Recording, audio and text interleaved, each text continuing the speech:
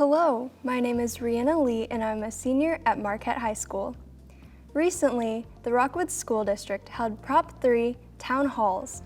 Prop 3 is a zero tax rate increase levy transfer. For those who were not able to attend in person, Dr. Cain is here today with us to answer some of the frequently asked questions. Dr. Cain, thank you for being here. Rhianna, thank you. It's good to see you as well. Thank you. Why does the district need voter approval to move these funds? Quite honestly, it's the result of state law that requires, if we're going to move funds in a fashion that's described in Proposition 3, we need to ask for voter approval.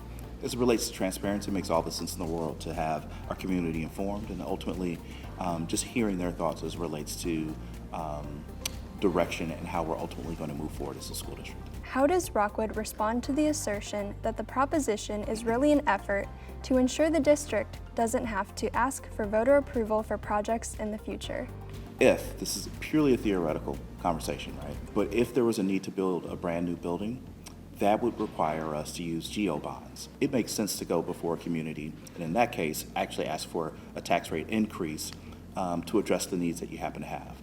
In terms of fit, it makes a lot more sense for us to do what we're doing with Proposition 3, specifically with the items that we're discussing. It makes much more sense for that to come out of capital dollars versus bond dollars.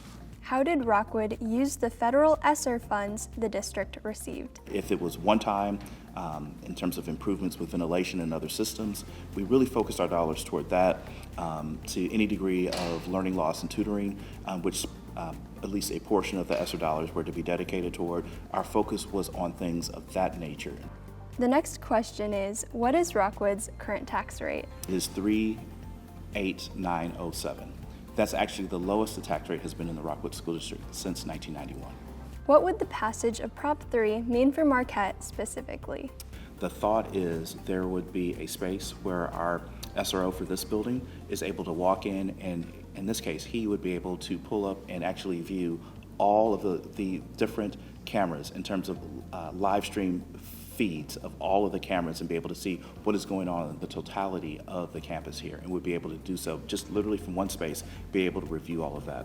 The other, as it relates to facilities that probably would catch some and garner some attention here, to expand the parking capacity here at Marquette High School, which to call it a challenge is a gross understatement. There's no question about that. We know it's a very, very busy parking lot, and we definitely have some capacity needs there as well.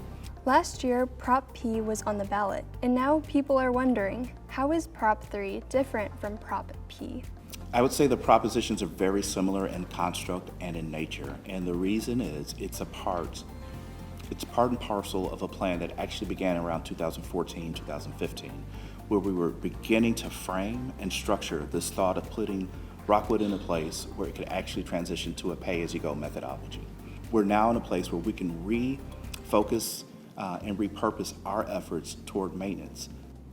As a follow-up question, what would happen if Prop 3 is not passed? The needs aren't going to go anywhere. Our HVAC systems are only going to age. Our technology replacement cycle for our students and ultimately staff will only fall further behind. The long-term impact is going to be felt. Quite honestly, historically, that's not what the Rockwood School District's been about, right? This is a place, if you enter our threshold, right, and you're in one of our schools, we go to work. It requires resource in order to do so. We want to help keep this fantastic school district moving forward. What has Rockwood done in preparation for transferring money out of the debt service fund? So much of what we're standing on in terms of fiscal placement and situation, our fiscal context, is about history. Prop 3 definitely provides some adjustments in the future, but it also allows us and affords us the ability to take care of our needs, our obligations as it relates to debt. So we aren't going to default in any way, shape, or form. We'll take care of our obligations. It just opens a door for us to do something that looks different, so we aren't having to deal with the interest rates that come when you actually put a GO bond before a community and it's ultimately approved.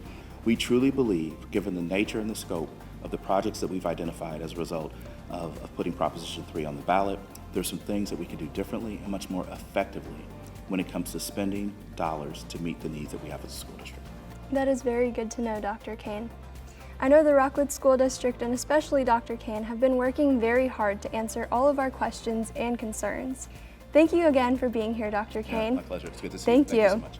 And remember to exercise your right to vote on November 7th.